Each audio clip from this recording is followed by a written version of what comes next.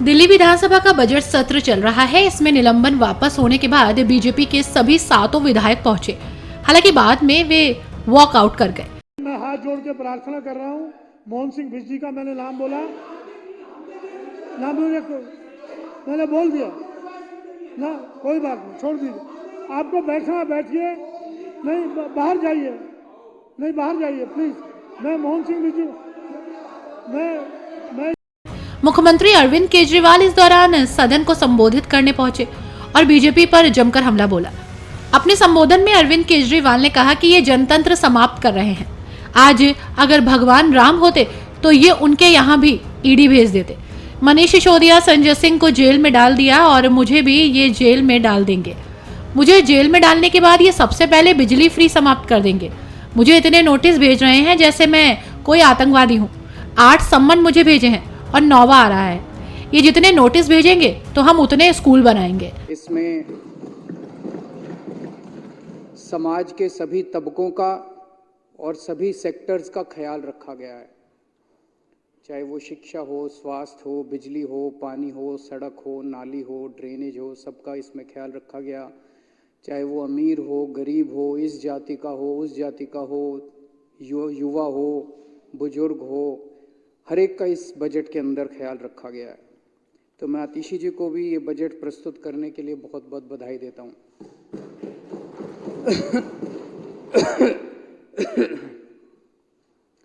अध्यक्ष महोदय, 2014-15 में इस देश में 2 घटनाएं घटी। मई 2014 में देश के लोगों ने केंद्र में मोदी जी को भारी बहुमत देके, बीजेपी को भारी बहुमत देके 282 सीट आई थी शायद पहली बार इनके 2014 में। 282 सीट देके, भारी बहुमत देके केंद्र के अंदर उनकी सरकार बनाई। और उसी वर्ष के अंत में फरवरी 2015 में एक आधे राज्य दिल्ली के अंदर दिल्ली की जनता ने 70 में से 67 सीट देके भारी बहुमत से दिल्ली में आम आदमी पार्टी की एक नई पार्टी की सरकार बनी। तो एक केंद्र के अंदर सरकार बनी और एक दिल्ली के अंदर सरकार बनी। दोनों भारी बहुमत से सरकार बनी। और जब जनता भारी बहुमत से सरकार बनाती है तो जाहिर तौर पे जनता को बहुत उम्मीदें होती हैं उन सरकारों से। इन दोनों सरकारों ने पिछले 10 साल के अंदर 2 किस्म के देश के सामने गवर्नेंस के मॉडल रखे हैं। और ये दोनों गवर्नेंस के मॉडल ऐसे हैं जो आपको चुनाव जिताने की गारंटी लेते हैं। उनका भी चुनाव जिताता है, इनका भी चुनाव जिताता है। एक गवर्नेंस का मॉडल है विकास का मॉडल और एक गवर्नेंस का मॉडल है विनाश का मॉडल। हमने आम आदमी पार्टी ने 2015 फरवरी में जो भारी बहुमत मिला, हमारे पास तो कोई पावर ही नहीं थी दिल्ली के अंदर, ना पुलिस हमारे पास, ना एलजी हमारे पास, ना कोई पावर ही नहीं थी हमारे पास। लेकिन हमने धीरे धीरे करके, लड़ लड़ के, हाथ जोड़ के, पैर पकड़ के स्कूल ठीक कर दिए, अस्पताल ठीक कर दिए, लोगों के बच्चों को भविष्य दिया, गरीब के बच्चों को डॉक्टर इंजीनियर बनने का सपना दिया, उनके सपनों को पूरा किया। किसी के घर में कोई बीमार हो जाए उसका अच्छे से अच्छे इलाज का इंतजाम किया। बिजली 24 घंटे की, बिजली मुफ्त कर दी, पानी मुफ्त कर दिया, तीर्थ यात्रा करवा रहे हैं बुजुर्गों को। इतने सारे काम किए, जनता बड़ी खुश हो गई, जनता का दिल जीतने का काम किया। ये एक मॉडल था जो आम आदमी पार्टी ने विकास का मॉडल किया। और उसके बाद हम लगातार एमसीडी के चुनाव हुए, उसके बाद हम 2020 में चुनाव हुए, लगातार सारे चुनाव भारी बहुमत से जीतते जा रहे हैं। और ये अभी जो बजट रखा गया, अब तो जनता कह रही है कि ये 7 सीट भी हमारी आएंगी इस बार।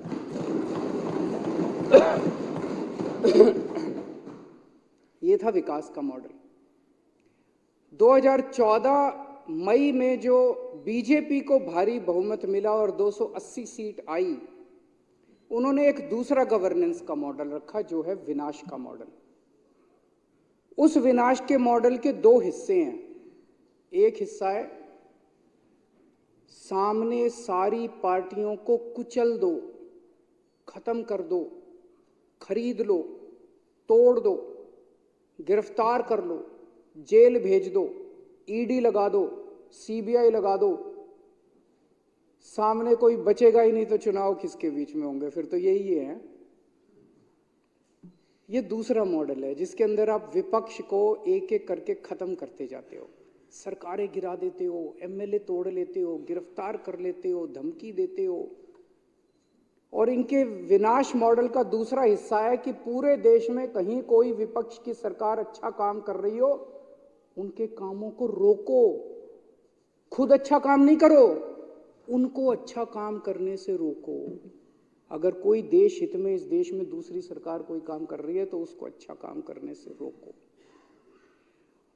ऐसा नहीं कि इनको देश ने मौका नहीं दिया अच्छा काम करने का। गुजरात में 30 साल से इनकी सरकार है, 30 साल में एक स्कूल ठीक नहीं किया इन्होंने, एक सरकारी स्कूल ठीक नहीं किया। अभी जो गुजरात के अंदर विधानसभा के चुनाव हुए, उसमें एक दिन प्रधानमंत्री जी का मन किया कि मैं, ये मनीष सिसोदिया रोज जा जाके स्कूलों में फोटो खिंचवाता है डेस्क पे बैठ बैठ के, तो एक दिन प्रधानमंत्री जी का मन किया मैं भी जाके डेस्क पे बैठ के फोटो खिंचाऊं। तो उन्होंने तय किया कि मैं गुजरात के किसी सरकारी स्कूल में जाके डेस्क पे बैठ के बच्चों के बीच में फोटो खिंचवाऊंगा। पूरे गुजरात में ढूंढा इन्होंने, 30 साल में एक स्कूल ऐसा नहीं मिला पूरे गुजरात में जहां प्रधानमंत्री जी जाके इज्जत के साथ फोटो खिंचवा सकते। तो उन्होंने टेंट में एक टेंट लगाया गया और उस टेंट के अंदर 5 बच्चे बिठाए गए, 4 डेस्क बिठाए गए, एक फर्जी टीचर सामने, और वहां प्रधानमंत्री जी को फोटो खिंचाया। अगले दिन जब हमारे कार्यकर्ता वहां पहुंचे, वो टेंट भी नहीं था और क्लासरूम भी नहीं था और स्कूल भी नहीं था, टीचर भी नहीं था, बच्चे भी नहीं थे। तो ऐसा नहीं कि देश ने इतना भारी बहुमत दिया, ये चाहते तो देश का दिल जीत सकते थे। अगर ये कुछ काम कर लेते तो आज इनको ईडी की जरूरत नहीं पड़ती, सीबीआई की जरूरत नहीं पड़ती, पुलिस की जरूरत नहीं पड़ती, इनकम टैक्स की जरूरत नहीं पड़ती। जनता वैसे ही कहती है यार इनको, जैसे दिल्ली में कहती है। दिल्ली में तो हमारे पास पावर ही नहीं है, हमने कौन सी ईडी फीडी छोड़ रखी है इनके पीछे। खूब फल फूल रहे हैं ये लोग भी, सारा विपक्ष फल फूल रहा है, लेकिन दिल्ली की जनता के दिल में तो हम लोग हैं ना।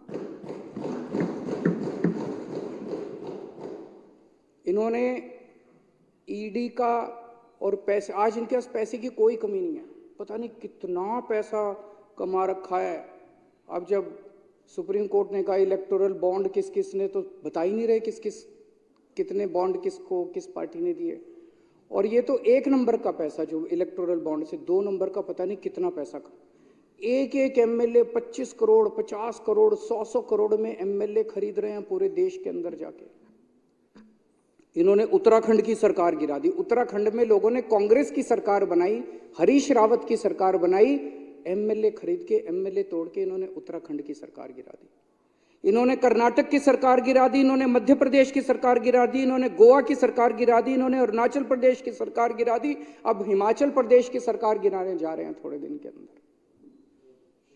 और फिर कहते हैं हम जीतते हैं। ये जीतते थोड़ी हैं, सरकार गिराते हैं, ये जीतना थोड़ी है। ऐसे बनाओगे सरकारें तुम। इन्होंने एक एक करके पार्टियां तोड़ दी। महाराष्ट्र के अंदर लोगों ने महाविकास आघाड़ी की सरकार बनाई, एमवीए की सरकार बनाई, शिवसेना, एनसीपी और कांग्रेस की सरकार बनाई। अच्छी सरकार चल रही थी, अच्छा काम कर रहे थे वो लोग। ईडी का इस्तेमाल करके, सीबीआई का इस्तेमाल के शिवसेना के 2 टुकड़े कर दिए, सारे एमएलए इन्होंने तोड़ दिए। ईडी का इस्तेमाल करके, सीबीआई का इस्तेमाल करके इन्होंने एनसीपी के एमएलए तोड़ दिए, वहां की सरकार गिरा दी इन लोगों ने। इनका फॉर्मूला है कि सामने विपक्ष को रखो ही मत, कोई विपक्ष में ही नहीं रहेगा तो फिर चुनाव किस बात के होंगे, फिर तो इन्हीं को वोट पड़ेंगे। सबको जेल में डाल दो, कोई सामने ही नहीं रहेगा। कहते हैं मोदी नहीं तो कौन। क्यों कहते हैं सबको तो जेल में डाल दिया तो मोदी नहीं तो कौन, कोई बचा ही नहीं, सारे जेल में डाल दिए तो मोदी नहीं तो कौन, मोदी नहीं तो सारे जेल में। तो ये इनका बड़ा सही फॉर्मूला है। अब ये एक और उस पे आए हैं, ये कह रहे हैं हम तो 370 जीत रहे हैं, 370 जीत रहे हैं, ये नया अब है, अगले 5 साल में ये चलेगा, ये कहने की कोशिश कर रहे हैं।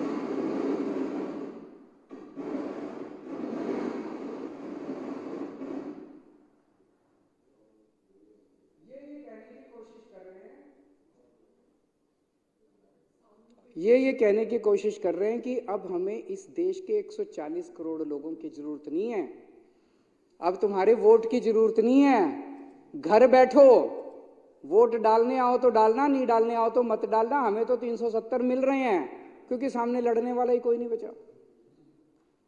थोड़े दिन के अंदर सारा विपक्ष, हिटलर ने भी यही किया था, जब हिटलर आया था, हिटलर ने 3 महीने में कर दिया, इन्होंने 10 साल लगा दिए। तो अब इनका यह कहना है कि हमें किसी की जरूरत नहीं है, तो ये जनतंत्र खत्म कर रहे हैं। अध्यक्ष महोदय, ये देश के साथ गद्दारी है, ये देशद्रोह है।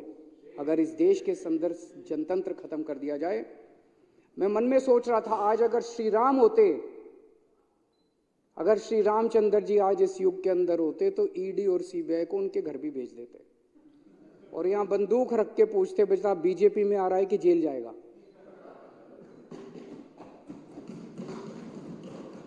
और अब ये आम आदमी पार्टी को तोड़ने में लगे हुए हैं, आम आदमी पार्टी को क्रश करना चाहते हैं, क्योंकि आम आदमी पार्टी भविष्य में इनको चैलेंज कर सकती है, देश के अंदर चैलेंज कर सकती है, अलग अलग राज्यों के अंदर चैलेंज कर सकती है। सबसे तेजी से बढ़ने वाली पार्टी है और इनके काबू नहीं आ रहे आम आदमी पार्टी वाले। इन्होंने मनीष सिसोदिया जी को जेल में डाल दिया, इन्होंने सत्येंद्र जैन जी को जेल में डाल दिया, इन्होंने संजय सिंह को जेल में डाल दिया, अब ये मुझे जेल में डालने की तैयारी कर रहे हैं। पूरा चारा केजरीवाल को जेल में डालेंगे, केजरीवाल पूरी प्लानिंग कर रखी है। मैं बीजेपी वाले से बात कर रहा था, बीजेपी में कई दोस्त हैं, अच्छे लोग भी हैं बीजेपी में, सारे खराब नहीं हैं। तो बीजेपी वाले से बात कर रहा था, वो बोली जी पूरी प्लानिंग है, आपको जेल में डालेंगे, आपकी सरकार गिराएंगे, सरकार गिराने के बाद सबसे पहला काम करेंगे, ये जो बिजली फ्री कर रखी है ना, इसको बंद करेंगे दिल्ली के अंदर। मैंने कहा क्यों, ऐसा क्यों करोगे? बोले पूरे देश में तकलीफ हो रही है, किसी भी बीजेपी के राज्य में बिजली मुफ्त नहीं है, आपने दिल्ली में कर दी, अब पंजाब में कर दी, जहां जाओगे आप बिजली मुफ्त का दावा करते हो, हम तो नहीं कर सकते, हम तो पैसे खाते हैं, इतना बजट कहां से आएगा भाई? पैसे भी खा ले और बिजली भी मुफ्त कर दे, दोनों तो नहीं हो सकते। तो बिजली मुफ्त को सबसे पहले बिजली मुफ्त खत्म करेंगे, फिर ये तुम्हारे स्कूल खराब करेंगे। ये जो तुमने स्कूल बन, बोला हमसे तो होते नहीं है, दूसरे बीजेपी ना गुजरात में कर सके, ना मध्य प्रदेश में कर सके, ना राजस्थान में, हमसे तो होते नहीं है। फिर स्कूल खराब करेंगे, फिर मोहल्ला क्लिनिक बंद करेंगे और फिर अस्पताल बंद करेंगे। पूरी प्लानिंग कर रखी है बीजेपी वालों ने। केजरीवाल को गिरफ्तार करेंगे और उसके बाद दिल्ली को बर्बाद करेंगे। मेरे को इतने नोटिस भेज दिए, इतने नोटिस भेज, सारी एजेंसी, जैसे देश का सबसे बड़ा आतंकवादी केजरीवाल है।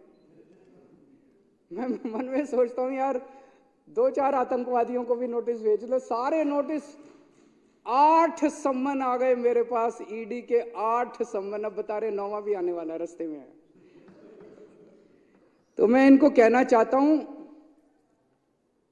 तुम जितने सम्मन भेजोगे मैं उतने स्कूल बनवाऊंगा।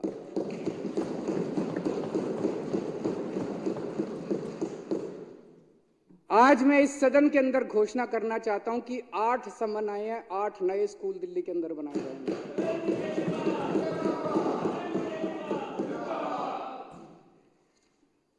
और अध्यक्ष महोदय, एक बीजेपी वाले ने बड़ा सही बोला है, केजरीवाल से नफरत करनी है तो संभल के करना है दोस्त, केजरीवाल से नफरत करनी है तो संभल के करना है दोस्त। अगर उसके स्कूल और अस्पताल देख लिए तो मोहब्बत हो जाएगी केजरीवाल से।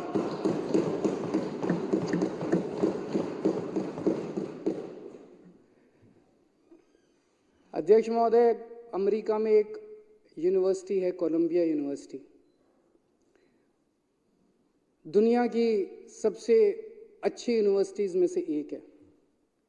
कोलंबिया यूनिवर्सिटी में अगर आप जाएं तो कोलंबिया यूनिवर्सिटी के एंट्रेंस के ऊपर आपको एक बहुत बड़ा बुत, एक महापुरुष का मिलता है।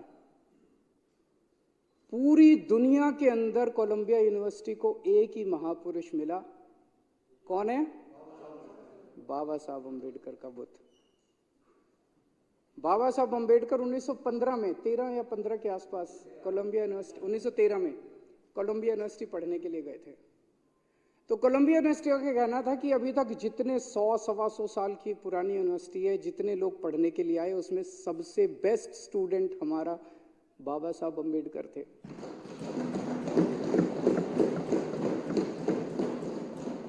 ये दिखाता है कि इंटेलिजेंस जो है वो पैसे की मोहताज नहीं है। बाबा साहब अम्बेडकर बहुत गरीब थे, पैसे की मोहताज नहीं है इंटेलिजेंस। ये दिखाता है कि इंटेलिजेंस जो है वो किसी जाति का मोनोपोली नहीं है, किसी भी जाति के अंदर इंटेलिजेंट लोग हो सकते हैं। तो हमें गर्व है बाबा साहब अम्बेडकर के ऊपर, जिनका बुत आज कोई बता रहा था लंदन स्कूल ऑफ एक्सचेंज के बाहर भी शायद उन्होंने लगाया, वहां भी लगाया उन्होंने बुत उनका। बाबा साहब अम्बेडकर का सपना था कि इस देश के हर बच्चे को, चाहे वो गरीब हो चाहे अमीर हो, चाहे वो इस जात का हो चाहे उस जात का हो, हर एक को अच्छी शिक्षा मिलनी चाहिए। आज उनका ये सपना, मुझे बेहद खुशी है। हमारे आइडल हैं बाबा साहब अम्बेडकर, उनकी फ़ोटो हम अपने घरों में भी लगाते हैं, ऑफिसों में भी लगाते हैं। आज उनका सपना हम पूरा करने की कोशिश कर रहे हैं और बाबा साहब अम्बेडकर और भगवान हमें आशीर्वाद दे कि उनका सपना हम पूरा करें। लेकिन जो काम भी आज हम दिल्ली के अंदर करने की कोशिश करते हैं,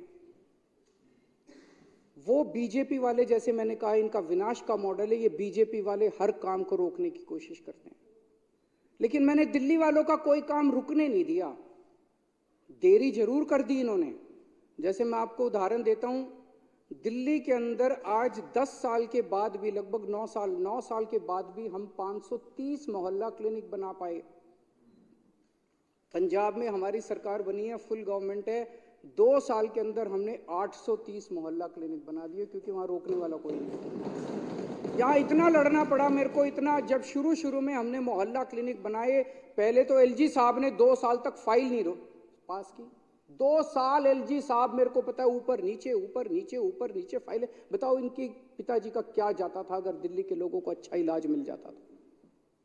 इनको क्या तकलीफ हो रही थी जो इन्होंने मोहल्ला क्लिनिक नहीं बनने दिया? इनको एक ही तकलीफ थी, केजरीवाल ने अच्छा काम कर दिया तो हमें वोट नहीं मिलेंगे। तो ये विनाश का मॉडल है, अच्छा काम नहीं करने देना, विपक्ष के लोगों को अच्छा काम नहीं करने देना। हमने मोहल्ला क्लिनिक बनाए दिल्ली के अंदर, सड़कों के ऊपर। उस टाइम एमसीडी में इनकी सरकार थी, बुलडोजर भेज के इन्होंने दिल्ली सरकार के मोहल्ला क्लिनिक बुलडोजर भेज के तोड़वा दिए। दिल्ली सरकार के मोहल्ला क्लिनिक, अरे भाई कोई इलीगल एनक्रोचमेंट हो, क्या दिल्ली सरकार के मोहल्ला क्लिनिक को इलीगल एनक्रोचमेंट माना जा सकता है? दिल्ली सरकार के मोहल्ला क्लिनिक को इन्होंने एमसीडी से बुलडोजर भेज के तोड़वा दिए। लेकिन मैं भी रुकने वाला नहीं था, दिल्ली वालों का बेटा हूं मैं, तो हमने रुके नहीं। हम 530 मोहल्ला क्लिनिक आज दिल्ली के कोने कोने में काम कर रहे हैं और अभी बन रहे हैं। इन्होंने दिल्ली के अंदर, हम सीसीटीवी कैमरे लगाना चाहते थे, इन्होंने सीसीटीवी कैमरे रुकवा दिए इन लोगों ने। एलजी साहब ने 2 साल तक फाइलें ऊपर नीचे 2 साल जब नहीं साइन की एलजी साहब ने फाइल, तो मैं, गोपाल राय, सतिंदर जैन और मनीष सिसोदिया एलजी के घर के अंदर घुस के हमने धरना दिया और फाइल साइन करा के लाए एलजी से। काम रुकने नहीं दिया, लेकिन 2 साल पहले हो जाता वो काम। जो 2 साल एलजी साहब ने लगा दिए, 2 साल पहले हो जाता वो काम। इन्होंने घर घर राशन स्कीम हम करना चाहते थे, उन्होंने वो साइन राशन की स्कीम पास करने दी। अभी पिछले हफ्ते पंजाब जाके मैं घर घर राशन की स्कीम लागू करके आया हूं। पंजाब में लागू हो गई, पंजाब में लोगों को राशन मिलने लग गया। मुझे पूरी उम्मीद है दिल्ली के लोगों के लिए एक दिन मैं करके दिखाऊंगा। पिछले साल इतने घटिया लोग हैं ये लोग, इन्होंने 2 महीने के लिए मेरे दिल्ली वालों को इतना सताया। 2 महीने के लिए इन्होंने दिल्ली के अस्पतालों के अंदर दवाइयां बंद कर दी। दिल्ली के अस्पतालों में खिड़की के बैठने वाले जो ऑपरेटर होते थे, जो रजिस्ट्रेशन करते थे, लाइन लगती है, रजिस्ट्रेशन कराता है, एक आदमी मरीज आता है, वो वहां बैठने वाले कर्मचारियों की तनख्वाह रोक दी इन लोगों ने। पाप चढ़ेगा इन लोगों को, इनको लगता है ये खुदा हो गए, लेकिन खुदा तो कोई और है, खुदा तो ऊपर है, भगवान तो ऊपर है, भगवान देख रहा है, इनको पाप चढ़ेगा इन लोगों को। हमारे हिंदू धर्म में कहते हैं कि अगला जन्म भी होता है, ये आत्मा जो है दूसरा शरीर धारण करती है, अगले जन्म में इनका क्या हाल होगा मैं सोच के मैं जिस तरह से ये दवाइयां रोक रहे हैं, टेस्ट रोक दिए इन्होंने, मोहल्ला क्लिनिक के सारे टेस्ट बंद कर दिए इन लोगों ने, मोहल्ला क्लिनिक की बिजली काट दी इन लोगों ने, मोहल्ला क्लिनिक का किराया बंद कर दिया इन लोगों ने। 2-3 महीने तो मेरे दिल्ली वालों को तकलीफ हुई, लेकिन मैं भी नहीं रुका, मैंने सारा दोबारा चालू करा दिया, दिल्ली वालों का सारा दोबारा चालू करा दिया। अध्यक्ष महोदय, गौतम बुद्ध के जीवन से एक कहानी सुनते हैं। सिद्धार्थ गौतम उनका नाम होता था। जब छोटे बच्चे थे, एक दिन सिद्धार्थ गौतम, वो एक राजा के बेटे थे। सिद्धार्थ गौतम एक दिन जब बगीचे में घूम रहे थे, अचानक उनके सामने एक हंस आके गिरा। उसके हंस को तीर लगा हुआ था, किसी ने तीर मारा हुआ था, वो तीर लगा और वो पक्षी जो है वो सामने आके उनके गिरा। सिद्धार्थ गौतम ने जाके उस पक्षी को उठाया, तीर निकाला, मरहम पट्टी की और उसकी जान बचाई। इतने में सिद्धार्थ गौतम का चचेरा भाई देवदत्त सामने से दौड़ा दौड़ा आया और देवदत्त आके सिद्धार्थ गौतम को बोलता है कि ये पक्षी मेरा है, इसको तीर चला के मैंने गिराया है, ये पक्षी मुझे दो। सिद्धार्थ गौतम कहता है ये पक्षी मेरा है क्योंकि इसकी जान मैंने बचाई है। तो वो कह रहा है कि ये पक्षी मेरा है, इसको मैंने मारा है। ये कह रहा है ये पक्षी मेरा है, इसे मैंने बचाया है। तो दोनों भाई लड़ते लड़ते राजा के दरबार में जाते हैं, राजा के सामने पूरी कहानी सुनाते हैं और राजा बोलता है कि दोनों भाई अलग अलग खड़े हो जाओ। पक्षी को बीच के अंदर रख दिया जाता है ताकि पक्षी तय करेगा कि मैं किसके साथ जाऊंगा।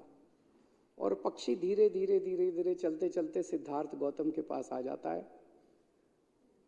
ये बचपन से सुनते आ रहे हैं कहानी, इसमें बताया जाता है कि मारने वाले से बचाने वाला बड़ा है। आज दिल्ली के अंदर आम आदमी पार्टी सिद्धार्थ गौतम है, देवदत्त वो बीजेपी है और ये हंस दिल्ली की जनता है। बीजेपी रोज तीर चला रही है दिल्ली की जनता के सीने के अंदर, बीजेपी रोज मार रही है दिल्ली की जनता को। आम आदमी पार्टी रोज बचा रही है दिल्ली की जनता को, मरहम कर रही है, पट्टी कर रही है, उसके जख्म दूर कर रही है और जाहिर तौर पे पूरी की पूरी जनता आम आदमी पार्टी की तरफ आ रही है। अध्यक्ष महोदय, मैं दिल्ली वालों से बेहद प्यार करता हूं और दिल्ली के लोग मुझसे बेहद प्यार करते हैं। मैं हमेशा कहता हूं कि मैं एक बहुत छोटा आदमी था और मेरे जैसे आदमी को दिल्ली के लोगों ने इतने प्यार और विश्वास से इतनी बड़ी पोजीशन पे बिठा दिया, इतनी बड़ी जिम्मेदारी दे दी। आज अगर दिल्ली के किसी भी परिवार में कोई तकलीफ होती है, यहाँ पे दर्द होता है। मेरी पूरी कोशिश होती है कि दिल्ली के लोगों की तकलीफों को मैं दूर कर सकूं। मुझे नहीं पता ये रिश्ता क्या कहलाता है, मेरे और दिल्ली के लोगों के बीच का ये रिश्ता क्या कहलाता है। कुछ लोग कहते हैं पुराने जन्मों का कुछ है, मेरे और दिल्ली के बीच के रिश्ता जो है ये कुछ ना कुछ तो पुराने जन्मों का कुछ है, जो आज इस जन्म के अंदर मेरे को अचानक इतना बड़ा पद दिल्ली के लोगों ने इतना विश्वास और इतना प्यार दे दिया।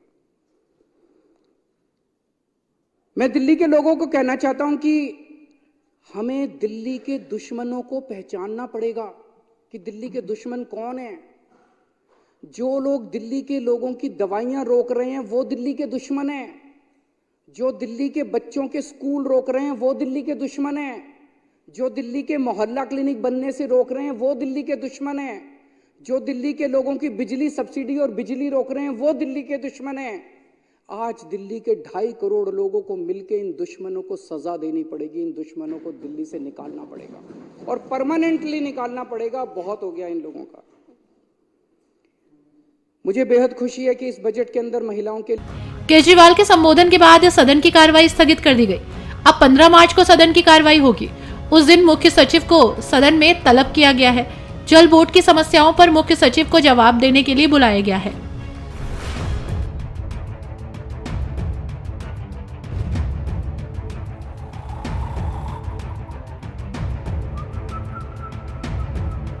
हर बड़ी खबर का असली एड्रेस है खबरनामा, इसलिए हर न्यूज अपडेट के लिए सब्सक्राइब करें और फॉलो करें खबरनामा और इस वीडियो के लाइक बटन को प्रेस कर इस वीडियो पर कमेंट के जरिए अपनी राय देना ना भूलें।